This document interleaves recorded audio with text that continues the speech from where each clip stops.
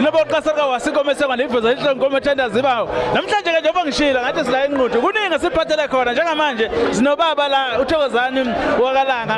umculi kaMaskandi okade afika futhi endimeni osenamagalelo amaningi amakhulu kodwa kuningi uzoyikhulumela yena baba somnandi siyakubingelela simakhiwa production nababukela amakhasi akuwe angibingelele kumakhiwa production ngithi lonibingelelayo uThokozani somnandi umpheshe uMasokadlani uDelicious somlekere kodwa bazi kangcono bathanda mangithi mshini ukhala ngemali jukebox mantombazana cofa mntwana ilahlile impathe sowethu angihambi ngiyavaya ngilali ngiyagidla ngithi ngiyagawula ngana ngisheli ngiyadate womithi uyizole imbukelo ngapha sekhaya ukuthi ngiphethe lona impela iqhawe lona uqobolalo baba uThokozani nanga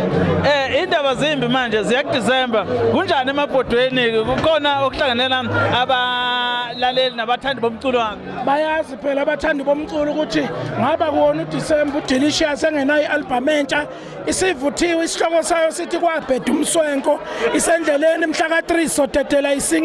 sotetela isingili yengoma sitetela isingili yevideo bese kuthi mhla ka10 November bese sitetela yonke ialbum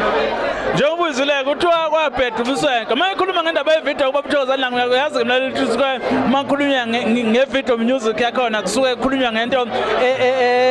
ecoceke ngendlela eyisimanga siyabonga kakhulu baba ngesikhathi sakho osinika sona nokuthi nawe usinikeze ithuba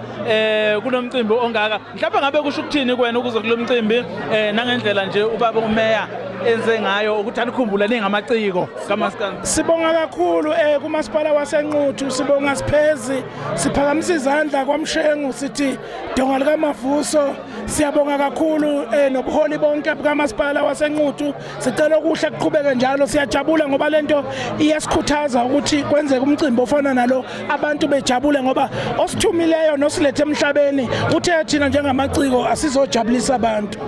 uyizoleke nombukele ngapha sekhaya ukuthi lona bathumlelo babekileyo lapha emhlabeni uthe bazojabulisa abantu njengoba ke babejabulisa namhlanje izulu lina bathi abantu ayisodela konke ngoba kuzobe kukhona